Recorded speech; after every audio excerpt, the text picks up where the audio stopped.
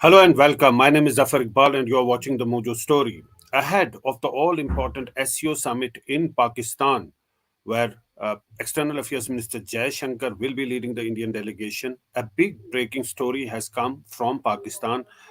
That's in fact the story that was broken by Barkha Dutt of Mojo Story. She met with former Prime Minister of Pakistan and the Chief of Pakistan Muslim League, Nawaz Sharif, who told her in an interaction that he would have wanted Prime Minister Modi uh, to sit with Prime Minister Modi, and it would have been wonderful.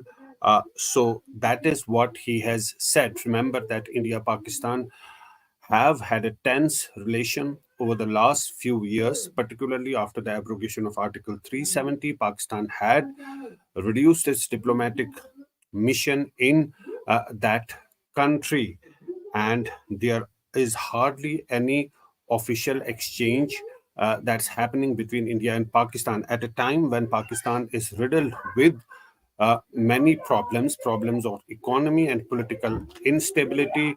Uh, Imran Khan, who's the former Prime Minister of Pakistan, is jailed, and there have been protests in Pakistan. This SCO meeting coming at that time when foreign minister of India, any foreign minister of India is traveling to Pakistan after 10 long years. So it's quite significant. However, Jaishankar has made it clear that it's not going to be any bilateral, but he's just taking part as a member of the SCO. Now, to discuss more on this, we joined by Alok Bansal, who's a strategic affairs expert. Welcome to the show, Alok Bansalji. But before I go to you and we start our interaction, let us play the walkabout by Barkha Dutt, who sent it to us from Pakistan immediately after meeting with Prime Minister Sharif and his daughter Maryam Sharif, who is currently the Chief Minister of Punjab province of Pakistan.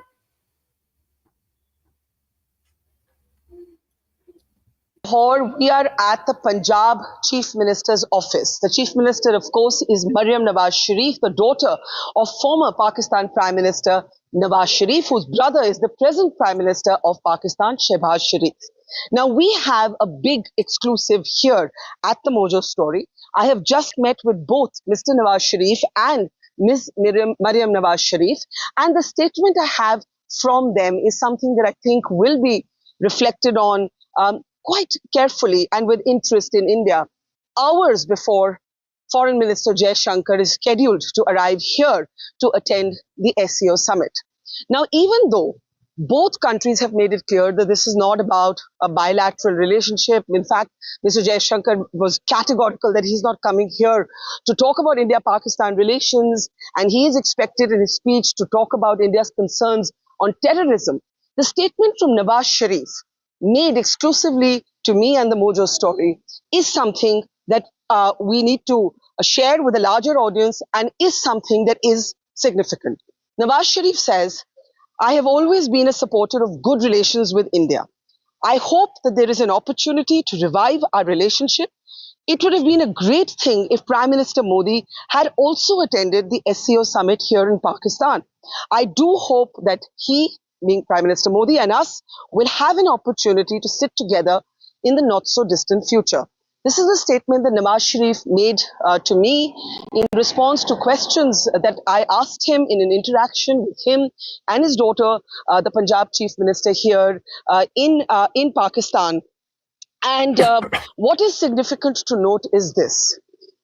Over the last year, Nawaz Sharif has been issuing statements that have been watched with great interest in India. In May of this year, he actually went on record to say that what happened after the Lahore Declaration was a betrayal of Atal Bihari Vajpayee. He was talking, of course, about how the Kargil war followed the Lahore bus ride. And he actually said that what happened in Kargil was a violation of the Lahore Agreement. And he went so far as to say that it was Pakistan's fault. Now, this is something that India did respond to. India said that a more objective view was emerging in Pakistan about what had happened in the Kargil war. In 2023, Nawaz Sharif also once again complimented India, and he spoke about how There was India that was reaching for the moon quite literally, and there was Pakistan that was literally, in a sense, at the opposite end of the spectrum. And once again, in that speech too, he said Pakistan was to blame for its own crises, for its own downfall. So Nawaz Sharif's statement to us, exclusively at the Mojo Story, has to be seen in the larger context of the kind of statements he has been making.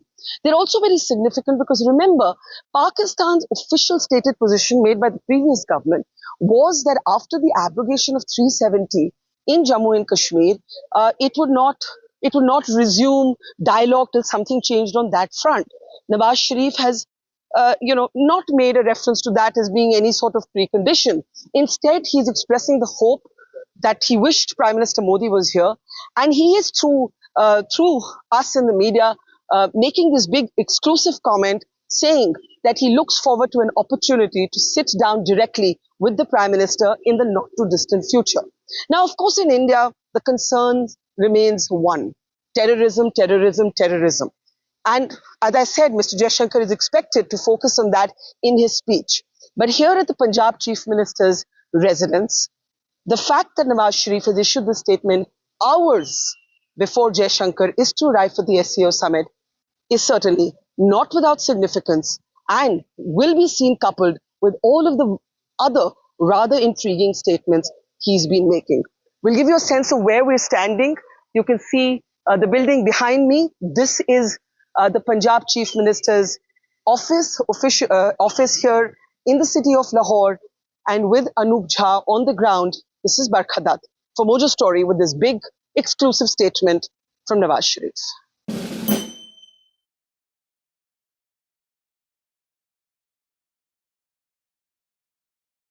From ground in Pakistan. Now, ahead of S. Jaishankar's visit, Nawaz Sharif, former Prime Minister of Pakistan, telling Mojo Story that's always supported good relations with India. It would be a great thing if Prime Minister Modi had also come to SCO and hope for an opportunity to revive relations, hope to sit with Modi in not so distant future. Very significant, very important, a big exclusive by the Mojo Story. Uh, Alok Bansal, what is your first thoughts after this, sort of a statement by Nawaz Sharif to Mojo Story? Nawaz Sharif has always desired good relations with India. He has been an advocate of better relations with India. Unfortunately, in the past, like today, he is not the sole person who can take decisions as far as Pakistan is concerned. When he went for Lahore declaration, there was Kargil conflict, and he accepted that it was Pakistan's fault. Unfortunately, today also, though it is a PMLN government, it is not in control. It's not completely in power. It is supported by PPP and host of other parties. And this coalition has been cobbled up by Rawalpindi. General Asim Munir. Alok Bansal, then that makes it even more clear that this time he has the backing of the army, unlike the time of Kargil. So it has more relevance and significance this time if he says that he wants to reach out to India and to hopes for a better relationship between the two countries. Isn't there, that is the difference between what the Nawaz Sharif of the Kargil times and Nawaz Sharif of today. The difference is the backing of the army. No, I don't think so. Army still doesn't back him. If army was backing him, he would have been the prime minister. Army has ensured that Shehbaz Sharif, his brother, who is more acceptable to the army, is the prime minister. He is actually sitting in the background despite being the party leader. He was always desirous of good relations. It is the others who are not. And army, to my mind, still may probably want some better relations with India because they are hard pressed at this point of time, overstretched. But whether there has been a change of heart as far as army leadership is concerned is still debatable at this point of time. So whether relations improve will depend on what Rawalpindi decides. As far as political parties are concerned, I have no doubts that even Asif Ali Zardari wants good relations with India. But this particular government is fairly weak. So anyone who talks of good relations, people can oppose it because, as you know, the political support of this particular government is fragile. So this government cannot take a bold initiative like that, which would be needed for having good relations with India. So I'm really not too very sanguine whether army will allow that sort of a thing, because it is totally dependent on army, because this government is fragile. It will remain in power as long as army wants it. So an important point that you are making, that army wanted Shehbaz Sharif to lead the country rather than Nawaz Sharif. It still doesn't have a good cordial equation with Nawaz Sharif, unlike his brother. So they ensured that he is the prime minister. Although there are widespread allegations of rigging in that polls, most people say that it was Imran Khan and his party who were winning, but they were shown the door and instead Shehbaz Sharif was installed. But the fact that the K word is missing from the statement, he didn't refer to Kashmir. What do you make out of it? Do you think it's a significant departure or it doesn't matter at all? See, I think the political leaders have already realized that Kashmir is a solved issue. They cannot do anything about it. Pakistani political leaders from both major parties, that is PMLN and PPP, have accepted that. Zardari also said we can leave Kashmir for future generations to resolve. But as I said, the ultimate arbiter of Pakistan's foreign policy is GHQ in Rawalpindi, not the Ministry of Foreign Affairs in Islamabad. And that fact needs to be appreciated. So while Nawaz Sharif's statement is most welcome, it is heartening that he continues to retain the same views as he had earlier. But the fact is that he is today even less powerful than he was when Prime Minister Vajpayee had visited Lahore. Right. And how should India respond to this statement? Should India respond at all? I really don't know, because Nawaz Sharif today officially holds no position. So uh, maybe Prime Minister may consider inviting him rather than inviting somebody from the government for some meeting on for some occasion where his presence may be desirable, because obviously talks have to take place. When and where is important, because one has to be very sure that Pakistan army is changing its stance, because in Pakistan's case, army has assigned to itself not only the task of defending Pakistan's geographical frontiers, but more significantly the task of defending its ideological frontiers. And Right. army has been a constant pinprick as far as normalization of relations are concerned. If you remember, during Nawaz Sharif's earlier regime, when they were considering granting of MFN status to India, the ISPR had said that we have a viewpoint on granting MFN status to India.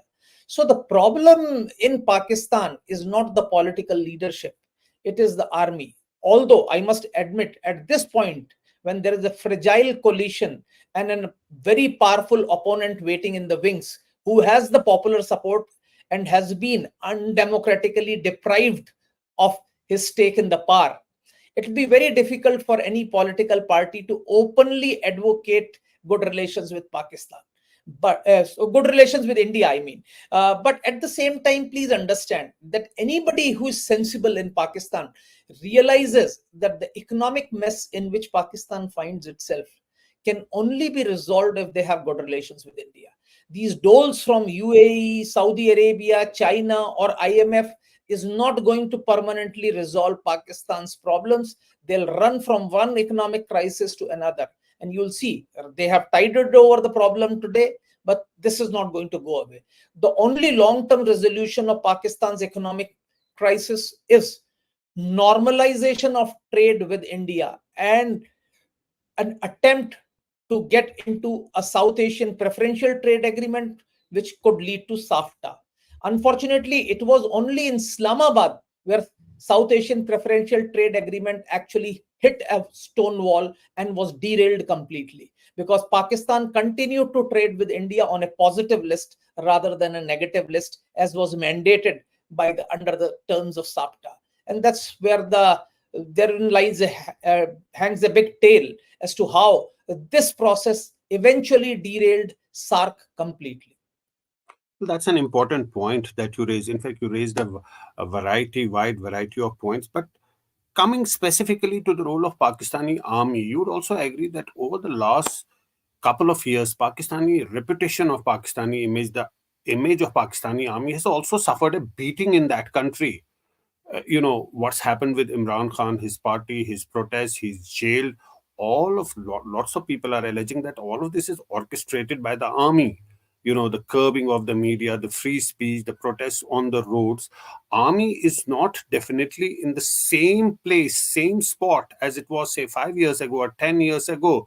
Will that also matter when it comes to India-Pakistan relations? See, Pakistan's army has seen its own ups and downs. After being defeated in 71, they were still came back strongly by when Ziaul Haq staged a coup. Similarly, when Osama bin Laden was killed, there were auto rickshaws in Rawalpindi with a sign saying that don't honk loudly, Pakistan army is sleeping. From that position, when Parakram happened, Pakistani army again became a redeemer. So please understand, Pakistan army knows that they can always play the India card and become the redeemer of the nation. And that's one way task which they can always play.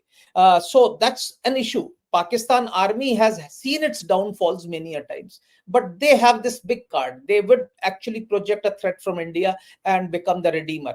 So that's an issue. Their image may have taken a beating. Please remember, a few years back, a lieutenant general was sentenced to life, a brigadier was hanged for espionage. So it's not that first time it has happened. In fact, after Imran Khan, when he was arrested and there were rioting, a corps commander of Lahore was sacked.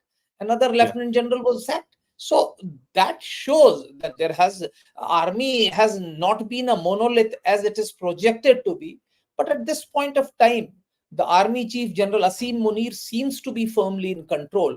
And though he may be down a bit, because there is no doubt that Imran Khan was prevented from coming back to power by the machinations of GHQ in Rawalpindi, but he's still in control. And I think uh, there is, uh, irrespective of what the public might want or what the people might perceive, they are still the final arbiter of Pakistan's destiny. But the credibilities are temporary, as you say, that sometimes they're less credible, sometimes they are more credible with the people. The fact is that there was a successful election that was held in Jammu and Kashmir. A government will be sworn to power in a couple of days from now. Do you think that also changed the equation between India and Pakistan? After 370, the elections have now been held after 5 years and a government is in place. Although there's no restoration of statehood or Article 370 is gone, but mere fact that elections were democratically held, there was no violence, and there was a large voter turnout. How do you connect the two? See, when the VDC elections had happened, when DDC elections had happened, it was a writing on the wall that people have started enjoying the democratic rights. So these elections were a foregone conclusion that there will be huge participation. As far as the statehood is concerned, that is also a foregone conclusion. The government has given an undertaking in Supreme Court that they would be restoring the statehood. So there is no doubt as far as restoration of statehood or participation. The people sitting across the line of control also see that there has been a huge participation. The type of participation that we have seen in this present recent assembly elections is unprecedented. That shows that democratic processes and the people of Jammu Kashmir realize their democratic rights and they take pride in participating in this electoral exercise. And I think that may have taken whatever the viciousness in their propaganda which existed, because till now they were making an issue out of Jammu and Kashmir, where they had no locus standi. And especially after such a successful elections, there is no locus standi, because now you are going to have a representative government very soon. So that has actually also to some extent eroded whatever Pakistan army's strength was in trying to project India as an usurper or something like that. That's actually gone totally down the drain, because they have seen people coming out in hordes and participating in these elections. So probably that would have given Nawaz Sharif the confidence to make this statement. Nawaz Sharif always believed in this. I have no doubts that he realized it very early, that Pakistan's salvation lies only in good relations with India. Otherwise, Pakistan will continue to totter from one crisis to another. Right. And also, perhaps the only election in Jammu and Kashmir where there was no mention of Pakistan, in no election rallies, in no discourse, there was no mention of Pakistan. And there was no violence in Jammu and Kashmir. It was held in a very peaceful manner. But S. Jaishankar, before, when he was asked about him going to Pakistan, he said he's going as a member of the SCO and there won't be any bilaterals as such. There are no bilaterals planned or, discussed by either of the sides. But let's first hear what Jaishankar said when he was asked about that.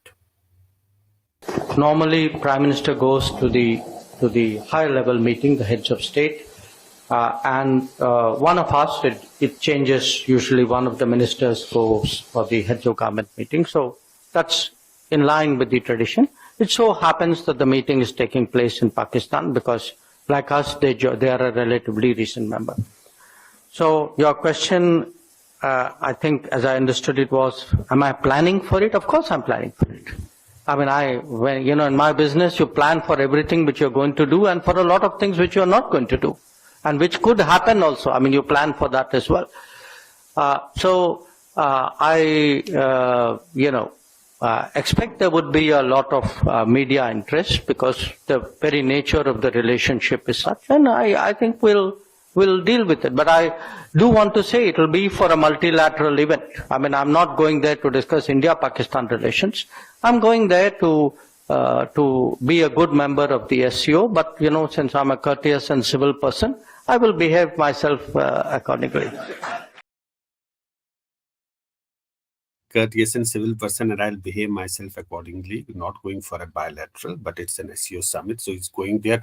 But it is India, Pakistan at the end of the day. Do you think there can be there? I was reading a report that he might be on the same dinner table as Shehbaz Sharif. There will be some sort of an exchange. Do you think some ice breaking in this meeting? See, certainly, diplomacy is the art of possibilities. In fact, diplomacy doesn't believe in writings on the stone. There's nothing cast in stone as far as diplomacy is concerned, and it's actually an art of possibilities. There have been so many occasions when impromptu meetings have taken place. So, well, they would talk. That itself is a credible thing. I think that's a very significant thing that we will have India's external affairs minister in Pakistan. Whether he will talk or not, that depends, but that feasibility always exists. In any case, if you are on a dinner table with Pakistani Prime Minister, you will exchange sweet words. Some exchange would take place and some thaw would be there. So let's see. One could be optimistic. Whether Pakistan's army can be reined in, that's a very $1 million question. I don't think so.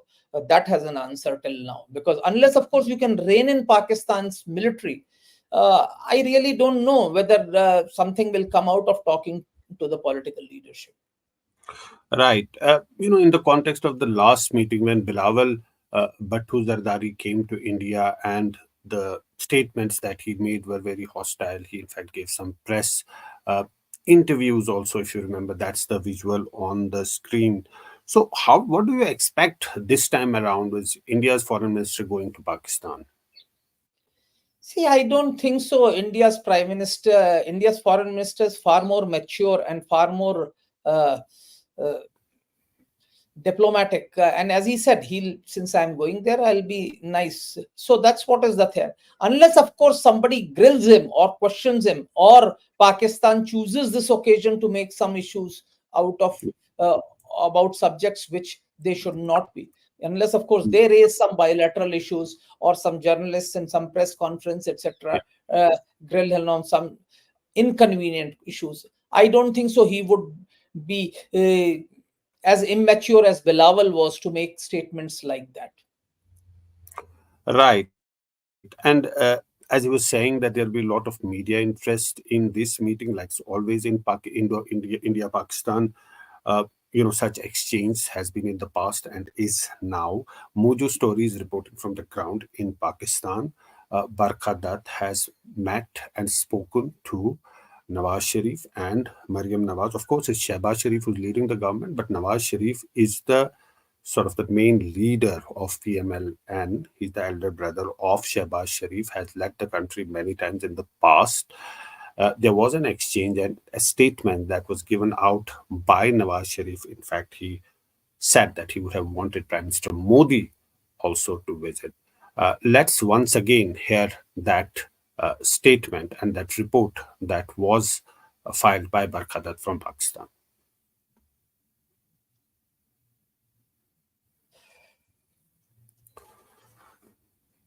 we are at the Punjab Chief Minister's office. The Chief Minister, of course, is Nawaz Sharif, the daughter of former Pakistan Prime Minister Nawaz Sharif, whose brother is the present Prime Minister of Pakistan, Shehbaz Sharif.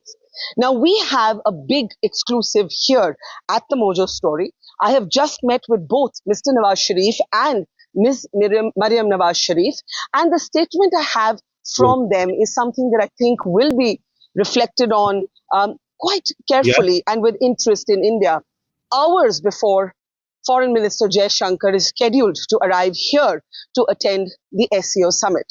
Now, even though both countries have made it clear that this is not about a bilateral relationship. In fact, Mr. Jaishankar was categorical that he's not coming here to talk about India-Pakistan relations, and he is expected in his speech to talk about India's concerns on terrorism. The statement from Nawaz Sharif, made exclusively to me and the Mojo Story, is something that we need to share with a larger audience and is something that is significant. Nawaz Sharif says, I have always been a supporter of good relations with India. I hope that there is an opportunity to revive our relationship. It would have been a great thing if Prime Minister Modi had also attended the SCO Summit here in Pakistan. I do hope that he, being Prime Minister Modi, and us will have an opportunity to sit together in the not so distant future. This is a statement that Nawaz Sharif made to me in response to questions that I asked him in an interaction with him and his daughter, the Punjab Chief Minister here in Pakistan. And what is significant to note is this. Over the last year, Nawaz Sharif has been issuing statements that have been watched with great interest in India.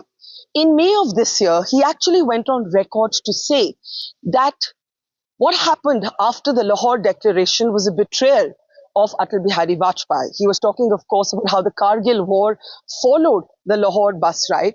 And he actually said that what happened in Kargil was a violation of the Lahore Agreement. And he went so far as to say that it was Pakistan's fault. Now, this is something that India did respond to. India said that a more objective view was emerging in Pakistan about what had happened in the Kargil war. In 2023, Nawaz Sharif also once again complimented India, and he spoke about how there was India that was reaching for the moon quite literally, and there was Pakistan that was literally, in a sense, at the opposite end of the spectrum. And once again in that speech too, he said Pakistan was to blame for its own crises, for its own downfall. So Nawaz Sharif's statement to us exclusively at the Mojo Story has to be seen in the larger context of the kind of statements he has been making. They're also very significant because remember, Pakistan's official stated position made by the previous government was that after the abrogation of 370 in Jammu and Kashmir, it would not resume dialogue till something changed on that front. Nawaz Sharif has not made a reference to that as being any sort of precondition. Instead, he's expressing the hope that he wished Prime Minister Modi was here, and he is through us in the media making this big exclusive comment saying that he looks forward to an opportunity to sit down directly with the Prime Minister in the not too distant future. Now, of course, in India, the concern remains one: terrorism, terrorism, terrorism. And as I said, Mr. Jaishankar is expected to focus on that in his speech.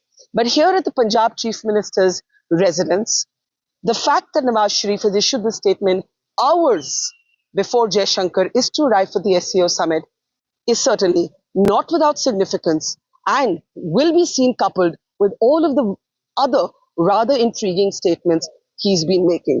We'll give you a sense of where we're standing.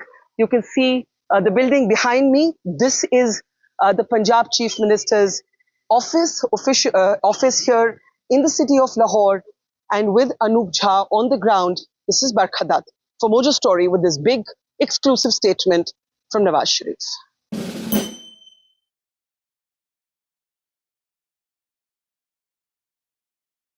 Mojo Story reporting from Pakistan. Barkha Dutt met with Nawaz Sharif and his daughter, who is currently the Chief Minister of Punjab, Maryam Nawaz, and he told her, he also issued a statement that ahead of Jaishankar's visit, Prime Minister Nawaz Sharif tells Mojo Story that it's a great thing if Modi would have also come to the SCO. Hope for opportunity to revive relations. Hope to sit with Modi in not so distant future. So clearly, very important statement by Nawaz Sharif ahead of Foreign Minister S. Jaishankar's visit to Pakistan. Of course, we'll keep a close track on this story, but for now, we'll have to leave it here. Thanks so much for watching in, for joining the Mojo Story, and thanks to our panelist Alok Bansal for joining in and discussing the issue with us. Thanks for watching. We'll keep updating you as and when the story develops further. Thanks for watching the Mojo Story. It's great to see you here. Thank you for watching our work. If you haven't subscribed yet, don't forget to click the bell icon and subscribe to Mojo Story and support independent, robust journalism.